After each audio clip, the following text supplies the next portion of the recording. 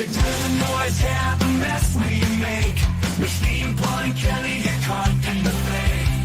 Facts and logic with a twist of chest. Strip it down to truth, yeah, forget the rest. Humor propose the lies right out of the park. Look beyond the shadows that set the dark. Sparks of laughter fire up the night, bringing clarity where they blur the fight. Cut through the chaos, yeah, the tangled lies. Steve Pun Kelly with a set of clear eyes. Truths and jokes gonna rock this show. Step into light where the real facts glow.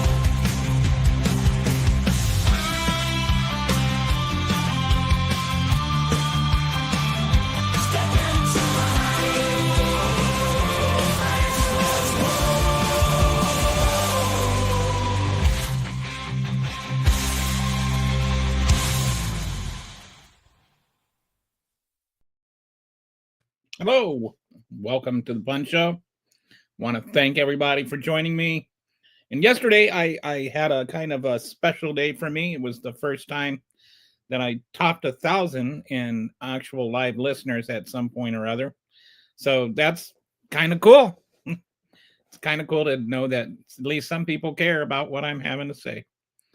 So today I'm going to spend most of the time talking about Epstein, but there are a couple of other things I wanted to just delve into a little bit at first. And the first thing is it's only going to take a couple of minutes. It's about Laura Trump. Poll showing that young women are more inclined to say they want to leave the United States of America. Yeah, record numbers of younger women want to leave the U.S. 40% age 15 to 44. 15 said they would move abroad permanently if they had the opportunity. What's that all about? That's totally crazy. I dare anyone to. It's insane, Laura. But this is the messaging of the Democrats. They have obviously done quite a number on the youth of this country. You know, we have to get back to not only educating our students on reading and writing and math, because those skills have proven to be abysmal. But we also have to get back to teaching our kids to love this country, that this is the greatest country on earth. I would tell all of those young women, I dare you to find anywhere else in the world where you have the freedoms, the opportunities, where you are limited only by your imagination and your work ethic. That is the United States of America. We've got to remind our young population of that, because that is one of the saddest things I've ever heard. Yeah. Okay, Laura. First of all, you have zero work ethic and zero imagination. So for you to sit there and condescendingly explain to people about how they're unlimited by those things here is just stupid. You are the personification of privilege. You didn't do a darn thing. You just married the son of a corrupt politician / game show host. You have zero credibility here. You have zero ground to talk about. You are not like some self-made woman. Number two, stop crapping on the rest of the world. Like, I'm so tired of hearing how America is the only free country in the world or the only land of opportunity. Like, people succeed in all other kinds of countries. Number three, do you think that that these women would go somewhere else because they get, health care, because they don't have to worry about if they're raped, they're going to have their rape baby? Do you think there might be some other reasons? Like, just think, do you think it's because in other countries, DEI isn't considered a dirty word? Where being hired as a woman doesn't necessarily mean that you were hired over a more successful man? Like, gee, I wonder why 40% of women want to go somewhere else. Number four, if you have to teach someone to love something, that thing is not worth loving. You shouldn't have to teach people how to love America.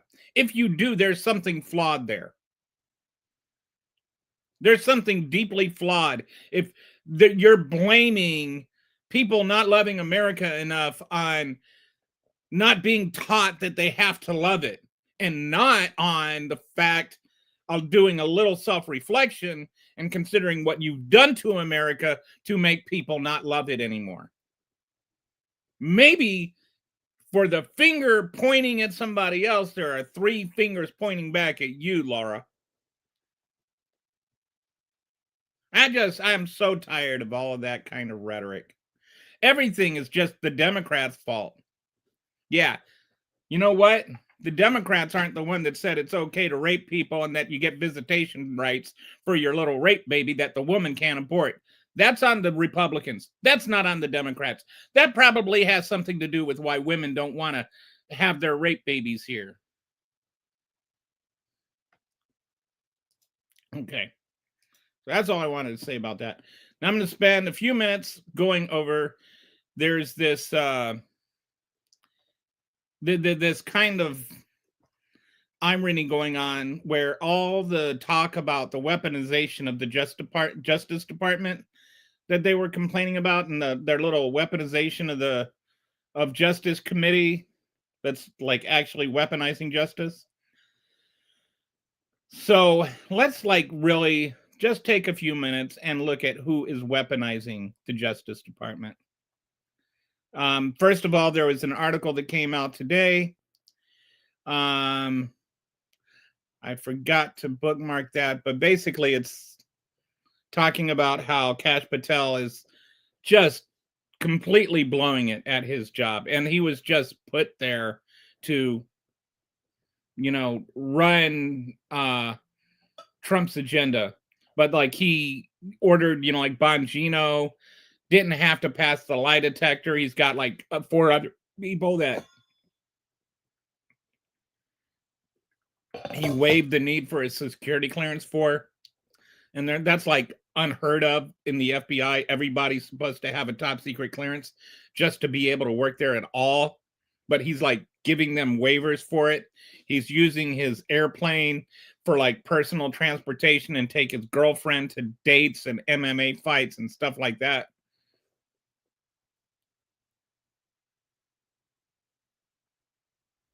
I couldn't imagine hating my country enough to want to see its presidents fail.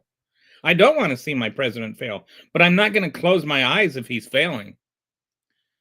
And it's amazing that the people that, so this is this guy, these people that chanted "Let's go Brandon" for 4 years are suddenly, oh, you can't hate the president.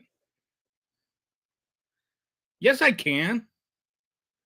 He's a terrible human being. So you've got these Kash Patel is like taking his girlfriend on dates on US taxpayer dime on his little, what he like is just treating it like his own private airplane. He's like using it almost on a like every 2 or 3 weeks he's got another date that he's taking his girlfriend on and using the private plane for.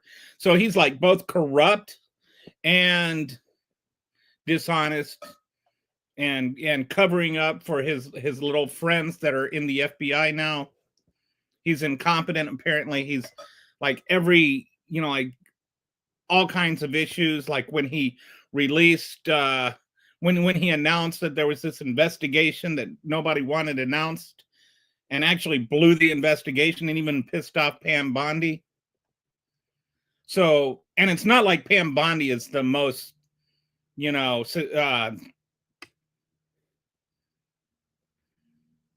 accomplished DA attorney general we've had in our history either. I mean, it's like stupid. When somebody as stupid as Pam Bondi is calling you stupid, you're pretty stupid. So there's that. But I'm gonna want to just share a little bit about some of these political investigations before I get into the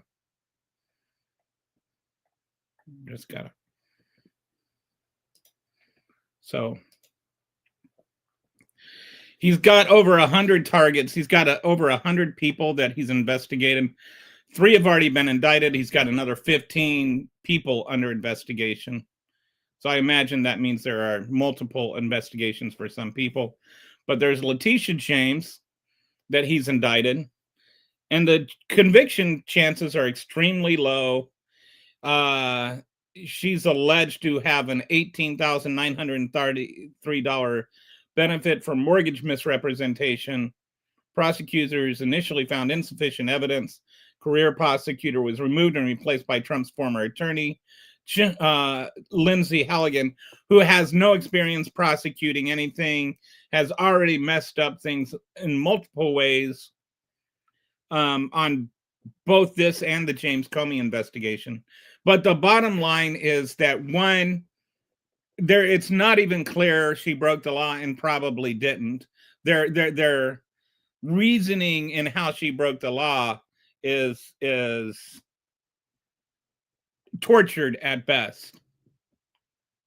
They're saying that something to do with, she's not allowed to lease the property to felons or something, or have felons living with her, and she's got like a niece that was convicted of a misdemeanor 15 years ago and that's staying there. And so they're saying that she lied on her mortgage, and the benefit is $15 a month. She saves $15 a month based on this lie. So there's a lot of all the legal experts are looking at this as with just chagrin. Like there's no way this is ever going to get past a jury. And it barely got past the grand jury, by the way. It only got past the grand jury by 1 vote. And you only need a majority vote. You don't need a unanimous vote to get past a grand jury. So this is not going to succeed, and it shouldn't succeed. This is literally just a witch hunt. This is Trump trying to get revenge for her prosecuting him for actual crimes that he actually committed. This is the actual weaponization of the Justice Department. Letitia James wasn't even part of the Justice Department.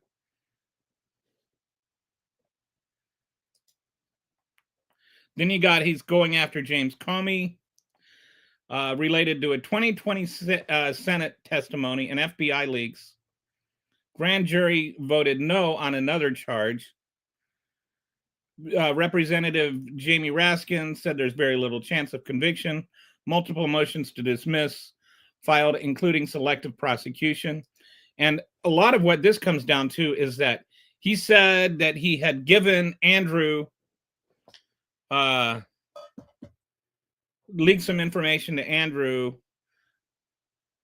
and apparently it was like a different Andrew than they're charging him for. So even the lie that they're saying he lied under oath, they're lying about him lying.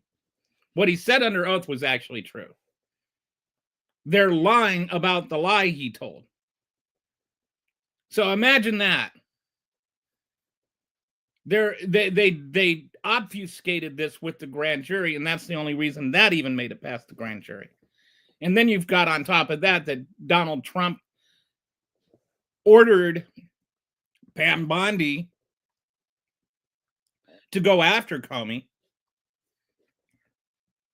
and he accidentally did it in public when he was meant to do it in private.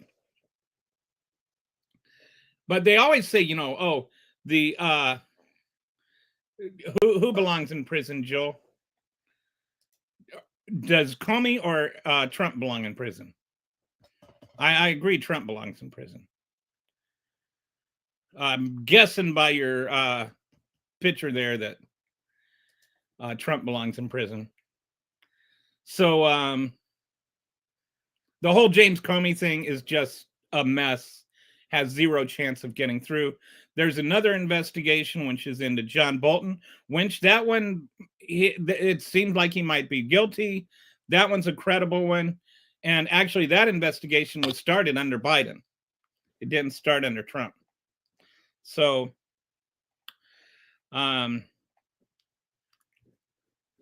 there's more he's trying to get into. Now he's ordering them to investigate Bill Clinton and Chase Morgan and all these other people, everybody but him, based on the Epstein files. So that brings me to the main thing I wanted to talk about today, which is the Epstein files, the Epstein case. And so started thinking, how much do people really know about it? How much do I really know about it? What is the Epstein case? What exactly happened? So I wanted to first, I'm going to cover a little bit about the history of Epstein. What did he do that was so bad? And how do we know what he did? And then I want to get into a little bit of the what's happened recently. Is it fair to say that the Democrats were trying to hide it and now they're all trying to release it? So we're going to go into some details, and I'm going to be on another screen reading the file. So if I don't see your comment, it doesn't mean that I'm ignoring you. So first of all, I'll try and remember to click back every once in a while. So first of all, who was Jeffrey Epstein? He was a public persona. He was a wealthy financier who cultivated relationships with powerful people in politics, business, academia, and entertainment. And it was unclear. Nobody really knew where all his money came from. But he was this person that was had a bunch of money and was trafficking in high society. And the reality is he was a serial sex offender who sexually abused dozens of underage girls, some as young as 14, and apparently developed a kind of a multi-level marketing scheme, kind of an Amway for pedos, if you will, although that's not entirely fair to the girls he was recruiting.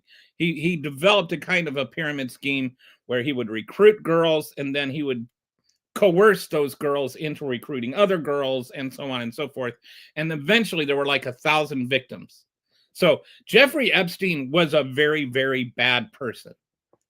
And he was also, according to Donald Trump, one of his closest friends during the entire time this was happening. He used wealth and connections to traffic girls to his properties, recruiting vulnerable victims with promises of money for massages that turned into abuse. So this kind of is significant to me when you consider that there was the one of the girls that he recruited from Mar-a-Lago was working in the spa.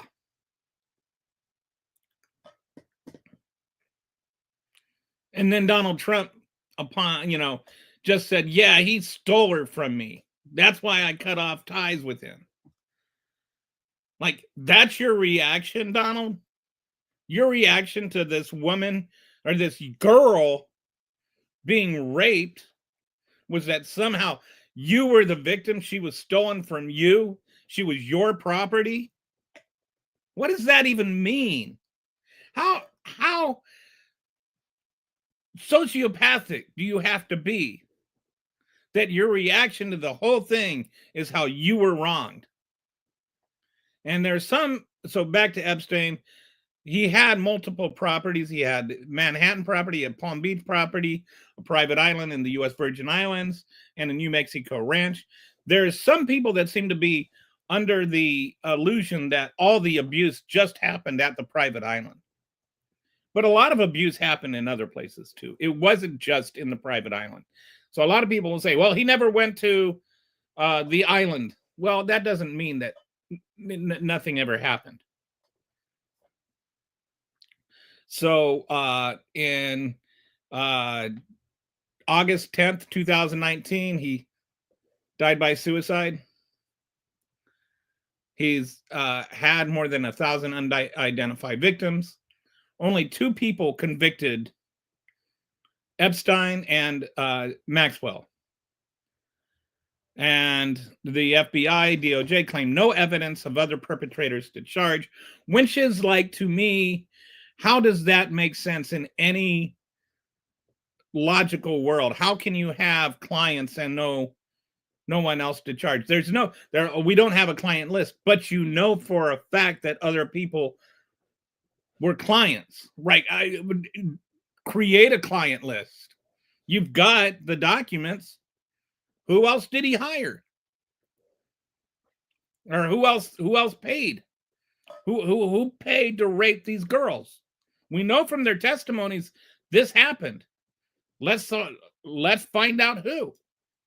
So the 1990s and early 2000s, that's when the peak criminal activity happened. That's when Donald Trump says they were besties.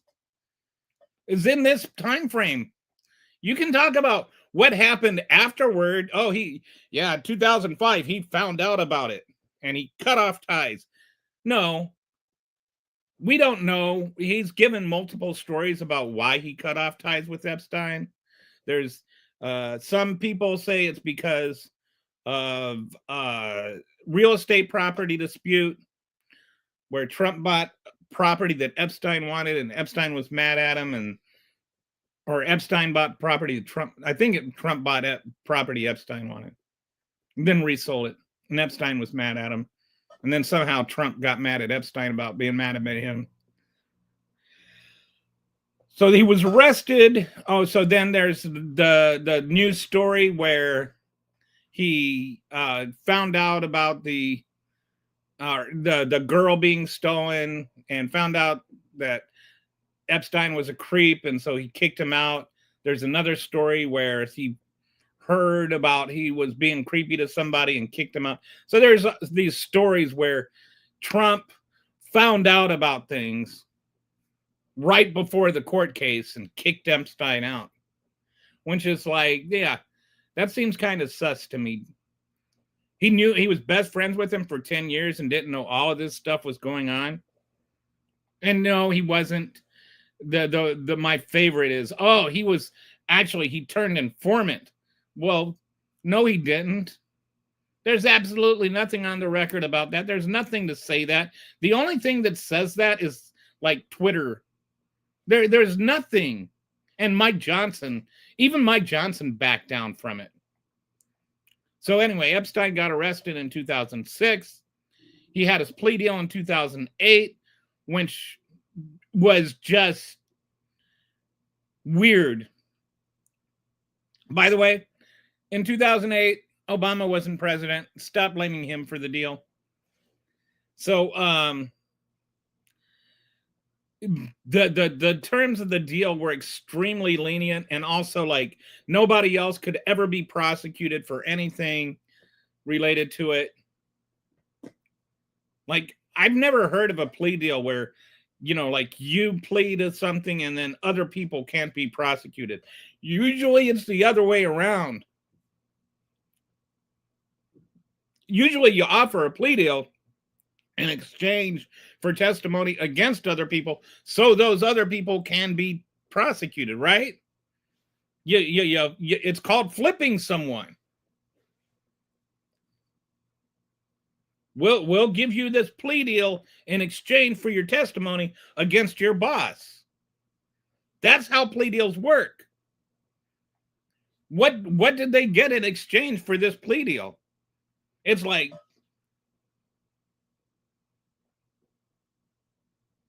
does Epstein have something on Acosta? That's the only thing I can think of. Somehow he had something on someone that was his leverage to force this plea deal. And so he went, he went to like weekend prison. He was actually out most of the time. And he even raped girls while he was serving his sentence for raping girls. That's how lenient the charges were.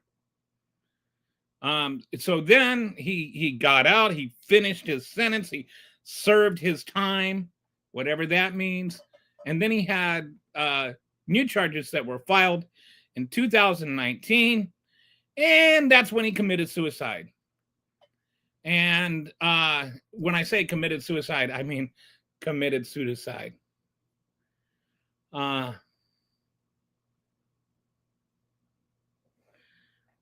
don't know who Skippy is talking to. So he says, Skippy says, you ruined the country, please F off. I don't know who you is referring to. But anyway, Epstein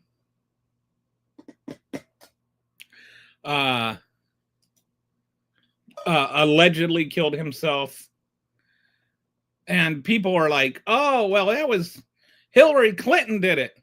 And it's like, how stupid do you have to be to believe that somehow Hillary Clinton was responsible for his suicide?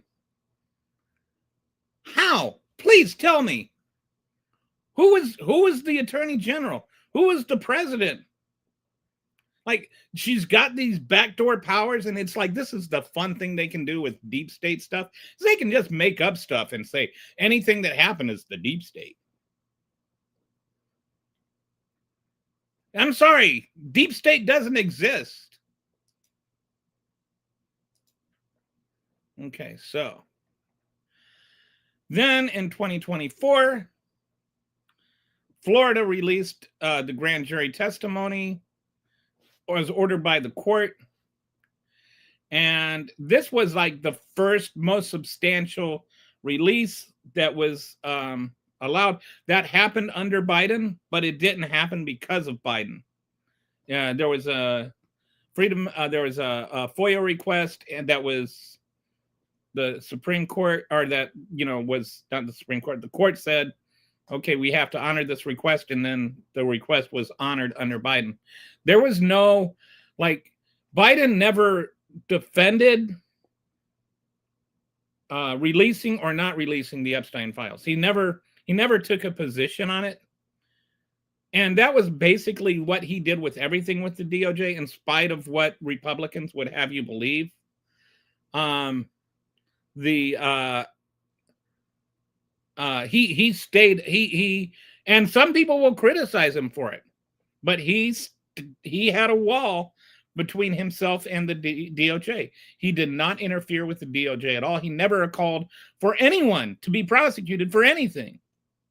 He was completely independent of the Justice Department. And some people have said he should have done something more. Some people have said Merrick Garland should have gone after Trump sooner and harder. But they were honoring these walls that now Donald Trump is not honoring. And, just in terms of this notion that Biden would have released them if he knew something was in it. I'll get into that more later. But when this order was given by the court, Biden did not fight the order. Okay, so then Maxwell got convicted. So then, and then in 2025, Trump was all, we're gonna release the files. We're gonna release the files, except for some people, Then he didn't release them. Now there's this big to-do over releasing them, and well, hang on. Let me just go into this. All right. All right. Sorry.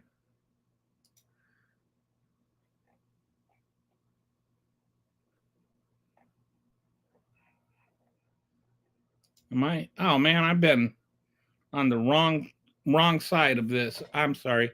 The thing I've been reading to you is not the screen I was sharing. So I'm going to start sharing that now. Okay. Oh, Kelly, what are we going to do with you? All right. So let's go into the logical fallacies that are behind all this. So first, there's the whole Biden would have released it thing. First, there's something called a knowledge assumption fallacy. And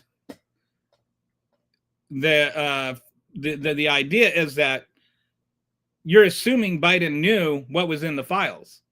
But Biden separated himself from all things DOJ. So there's no reason to know or to suspect that Biden knew what was in them. This is like, really, it's basically saying if Trump, it's assuming Trump would have behaved, or Biden would have behaved like Trump. But Biden didn't behave like Trump. Biden didn't ask about the files. He didn't know what was in the files. They were sealed and classified under federal law, and you can't just go and just look at things that are sealed and classified. The emails that were just released were held by the Epstein estate. So even the DOJ didn't even know what was in those.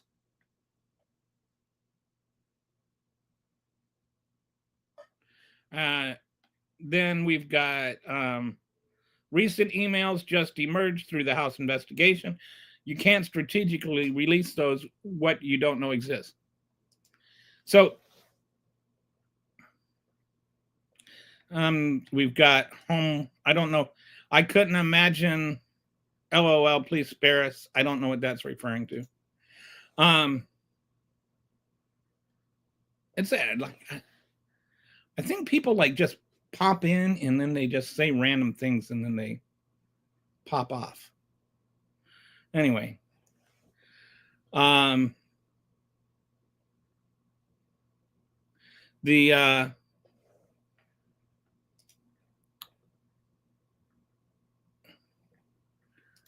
didn't know what was in the emails. The Democratic Party did not know what was in the emails.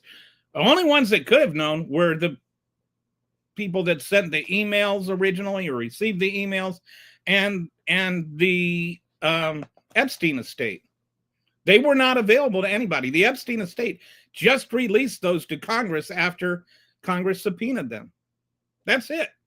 So how was Biden supposed to know that there was this email where Epstein said that he knew about the women or he knew about the girls? That's a quote.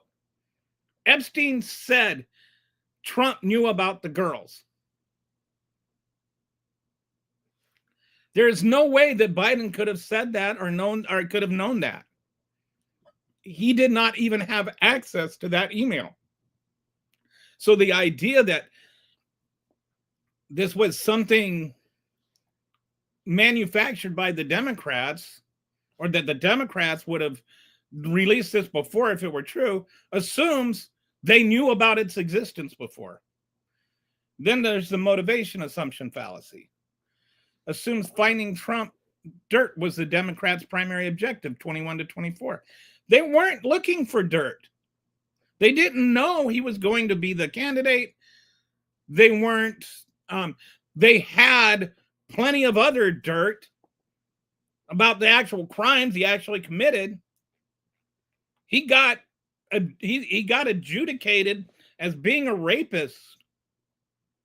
His business was prosecuted and convicted for like several felonies. The CEO of his company, this I found ironic, like his CEO spent time in prison over the way that his company was run, but we're supposed to believe he's going to be this great financial genius because of the way his company was run.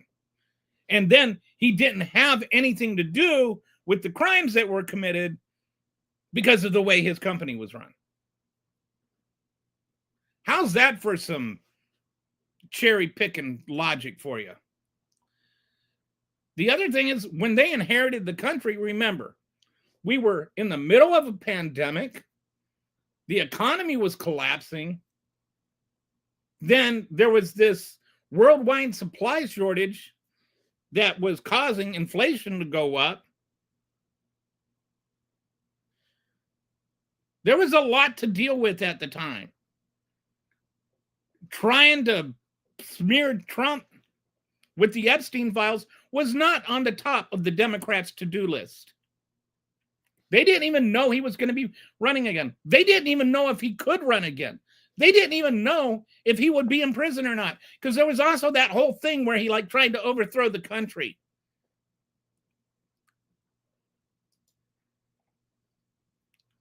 Oh, and don't forget about the secret, the stolen documents. Okay. Then there's a false binary, ignores the middle ground. The files exist, but weren't access prioritized.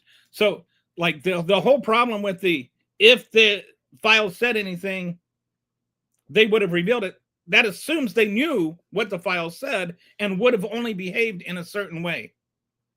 Both of which aren't necessarily true. And that's a false binary. It means that there's only two options. Well, there's 100 options in there. There's nuance. There's a lot of middle ground between those two polar opposites.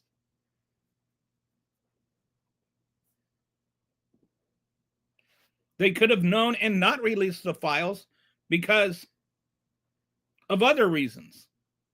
Or they could have not known.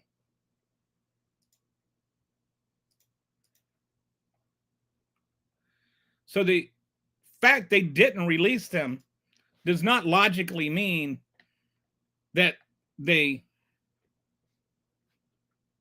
didn't say anything. All right. Then there's selective application fallacy. And this is if nothing was there, why won't Republicans release everything now?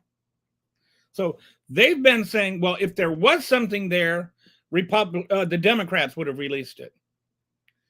But they're also saying there's nothing there while they're not releasing it. And this to me is like really damning. You have people like Kash Patel and Pam Bondi sitting there insisting they were going to release the files. Donald Trump ran partly on he was going to have the files released. Then, as soon as they look at the files, they haven't paid. They had FBI agents poring over the files over and over again, finding every mention of Trump's name. And it's only when they looked at the files, they changed their mind. Oh, there's nothing there. Take my word for it. Trust me, bro. There's nothing there.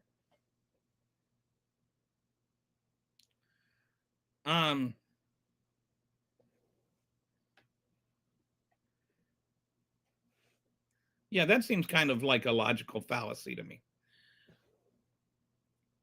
Why don't you want to release them anymore? Why is it only after you saw them that you suddenly had misgivings about releasing them? Why are you covering up for Bill Clinton? If it says something about Bill Clinton, why are you covering up for Bill Clinton? You don't even want me to go into what they say about Trump and Bill Clinton. I mean, you probably do, but this is a PG program.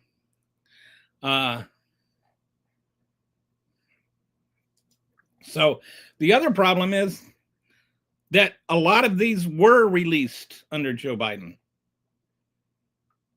They ordered the unsealing of names in the Guthrie versus Maxwell, the Guthrie Maxwell case. The 2006 grand jury testimony was released in February of 2024. In July of 2024, additional Palm Beach records were released. In August of 2025, the interview transcript was released. So most of the stuff that has been released were court-ordered and not presidential decisions. And Biden respected the judicial process and then released the files that the court asked him to release. And the Epstein state documents were subpoenaed in 2025 by Congress.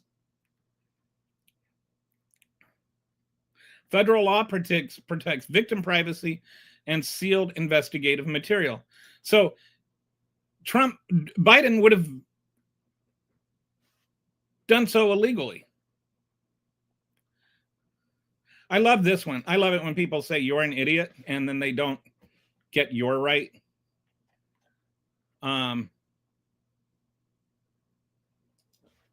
Like you really have to learn how to work an apostrophe before you start calling people an idiot. This MAGA war on apostrophes really has to end.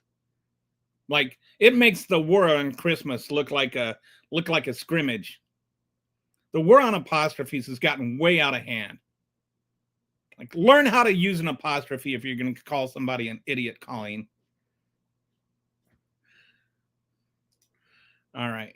Then the key takeaways is, all right, this is where I think it's opportunism versus invalid concerns. Both parties show inconsistency, and I will acknowledge that. The Democrats, and this is where I don't even know what right now we would be living. So are you dead? How did you manage to type this message from the dead? So you've got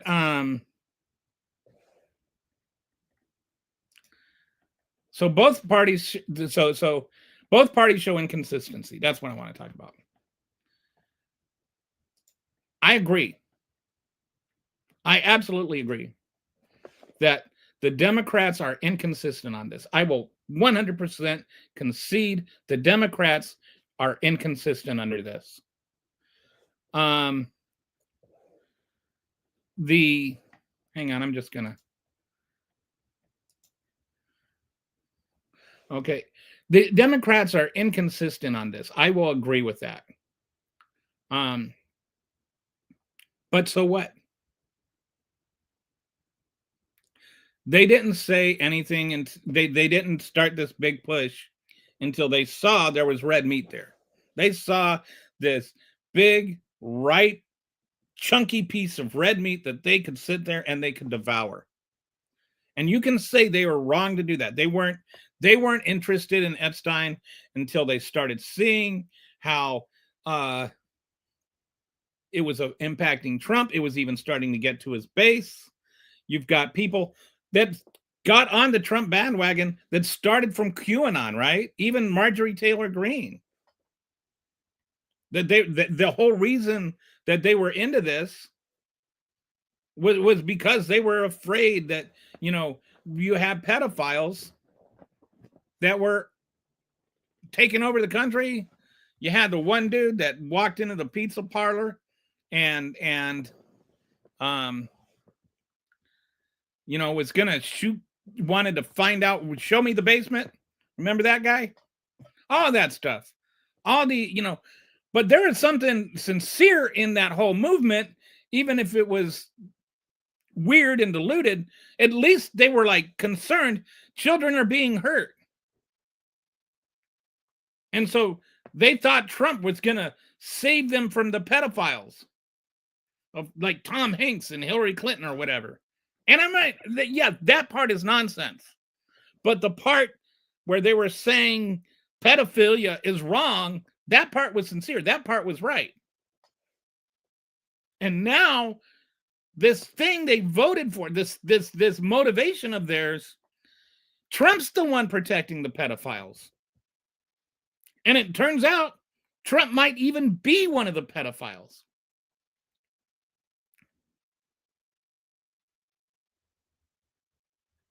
So you've got this big group of MAGAs that are starting to turn on Trump, and the Democrats see that, and so they're like, "Yeah, let's go after this." And maybe they are just trying to win Congress back in 2028 or in 2026. All that can be true, and at the same time, it can be true that Trump is wrong. that what they're saying is right. You can question their motives, but that doesn't justify Trump. As they say, two wrongs don't make a right.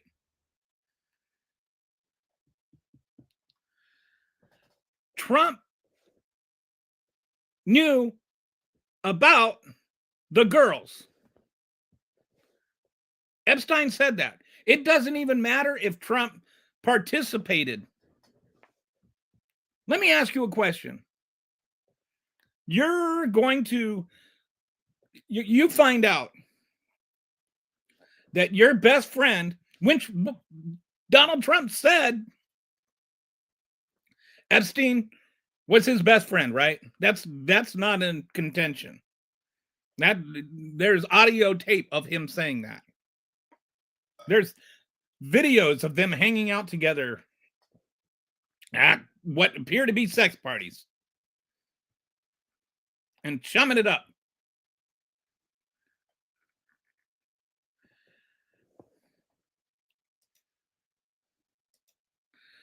So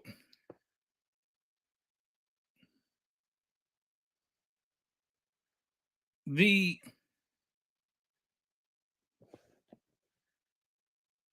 reality is that if Trump knew about the girls, shouldn't he have said something? Wouldn't you have said something?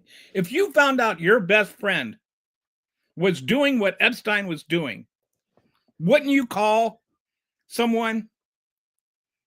Wouldn't you like tell the authorities?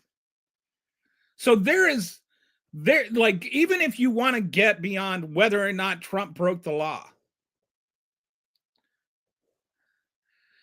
All right. I've got this Colleen person that just like wants to take over the conversation, so I'm getting rid of her.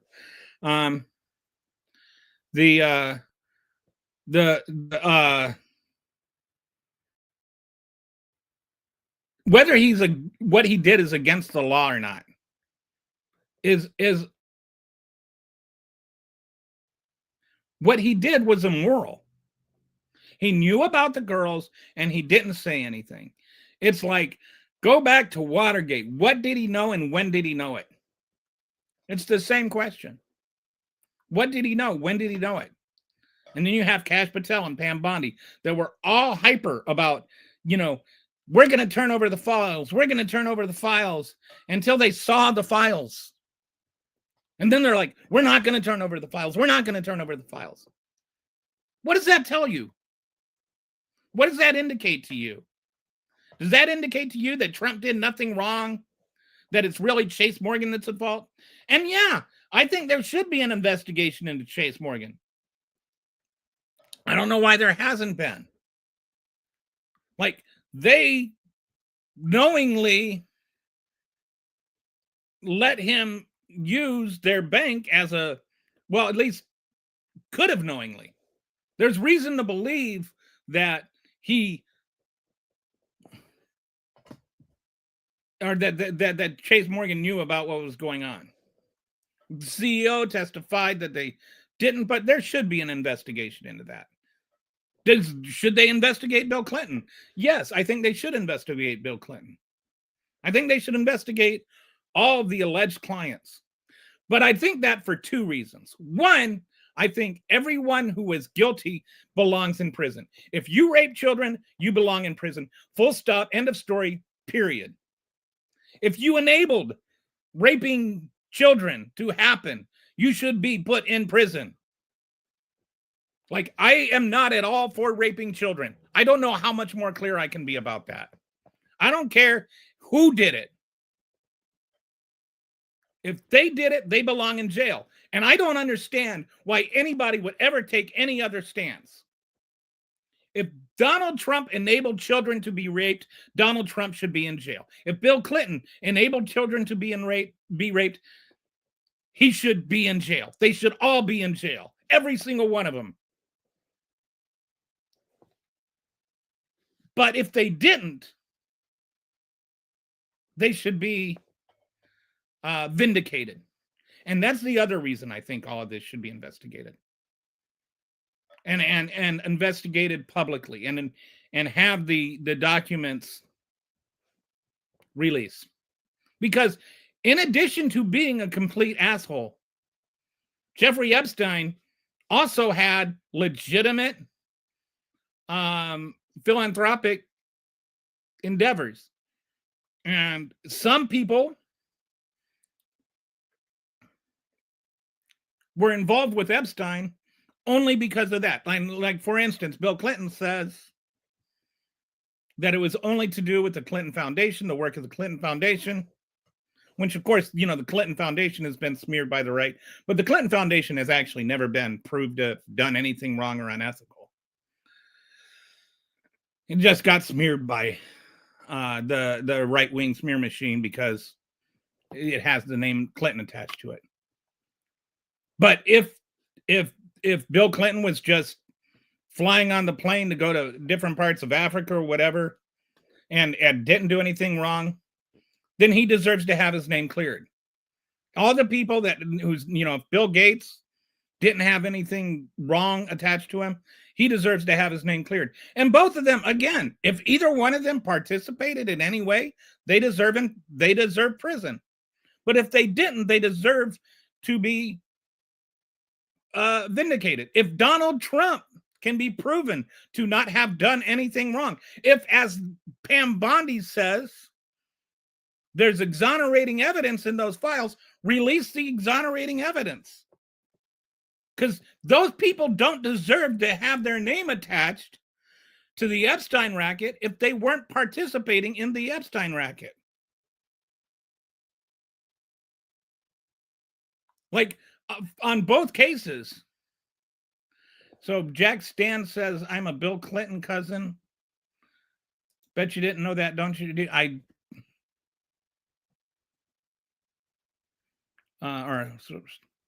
Bet you didn't know that, didn't you? I don't even know who you are, much less who your cousins are.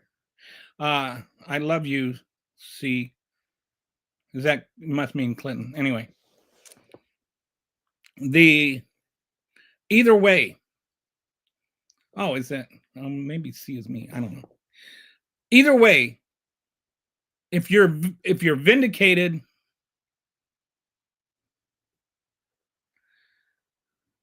oh, it's a smile. Okay. And Jack, I don't know whose house he's gonna be at, or if I'm sorry, Jack, if you think I'm cute, then you have horrible taste in men. Unless you're talking to Shimmer there. Anyway. And it's a smile. Okay.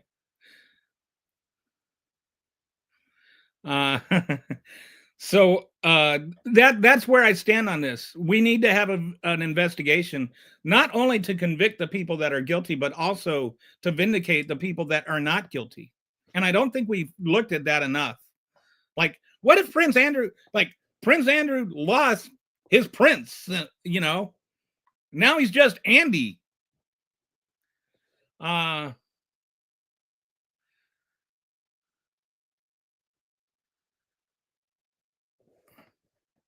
So, there are some weird people on YouTube.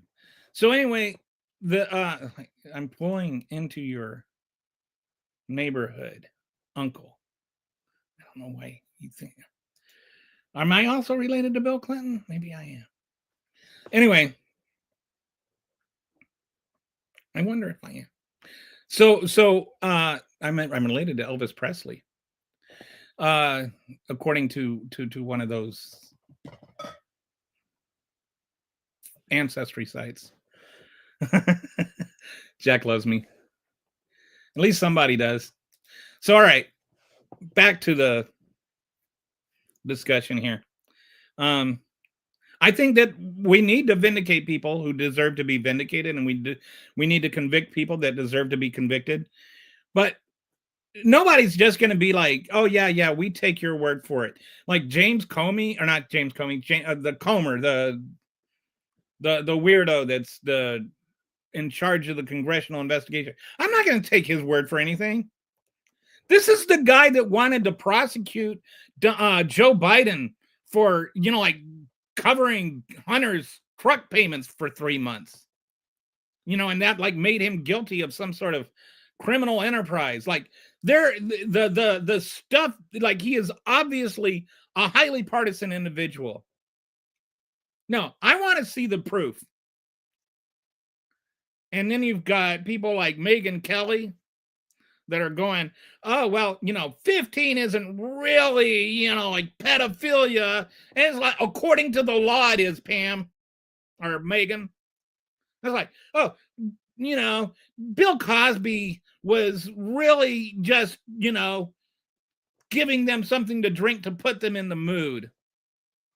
Jeffrey Dahmer just didn't want to waste food. Like, the idea that she's going to change the law by lowering the statutory age, and it's not like a 15-year-old sleeping with a 16-year-old. A 15-year-old sleeping with a 16-year-old is fine as far as I'm concerned. That's just being a teenager. A 15-year-old sleeping with a 40-year-old is creepy. And it's also a crime. In some places they have Romeo and Juliet laws. Which, anybody that's ever been in high school knows those should exist.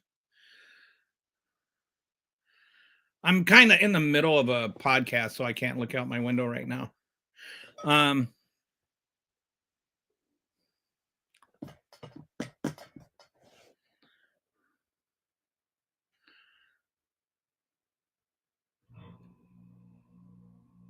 So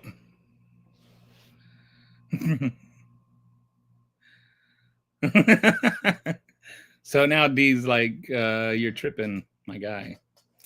So the comments, y'all, the comments sometimes get weird up in here. Like, you guys, like, there are some really weird people out there in the internet world.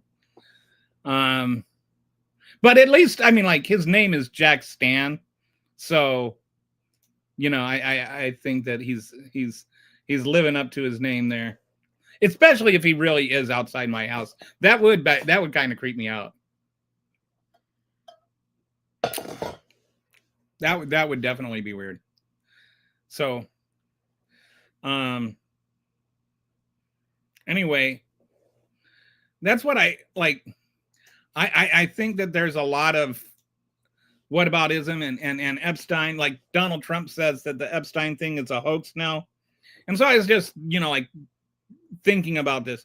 For these emails to be a hoax, then you've got one, like, either the Epstein, since these were just released by the Epstein estate, that would mean either one, people in the Epstein estate would have to be in on it and would have to have somehow generated these emails to look like they were sent and adjusted the metadata and everything.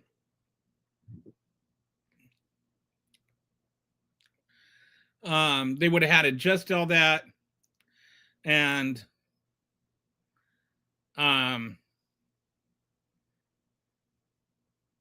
then somehow crept it in there, or maybe they knew, like, back before Epstein died, or like, how would you hoax this? This is what I'm saying. How would the Democrats hoax this? How would this be a hoax? Tell me the mechanism by which they perpetrated the hoax. Did they somehow make up the email and just send it out as a fake email? Like, there's no mechanism by which this is real, or that this is not real. There's just no realistic mechanism. And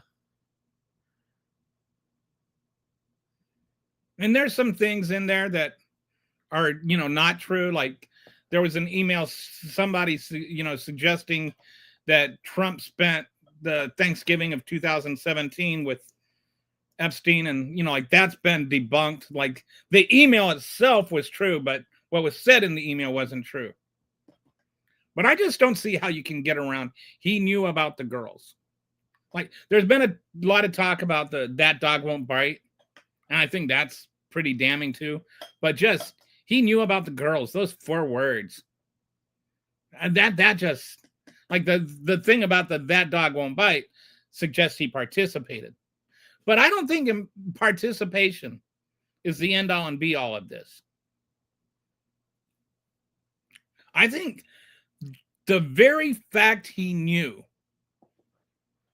if he knew girls were being raped and did nothing, is that really what you want?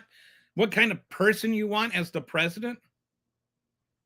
Like, imagine if it were Obama or Biden that knew this was going on and just sat on it. Do you think that Comer would be sitting there just going, "Oh, no, there's nothing there. We've looked at it. He wasn't involved. Trust me, bro." Like, he knew about the girls. Those 4 words, or 5 words. He knew about the girls. 5 words.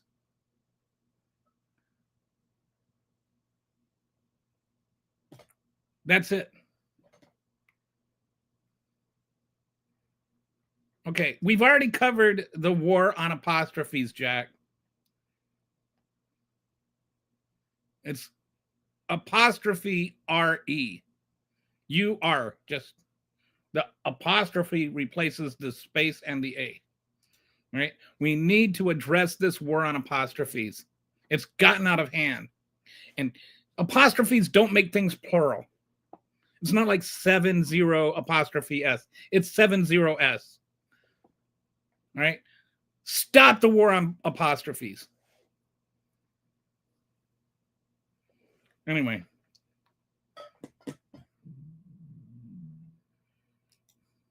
Did I want to say anything else today? I think that covers it. It's going to be a little bit of a short show today. So, that's it, I think. Hope you have a great weekend. I'll talk to you on Monday. Thanks for joining.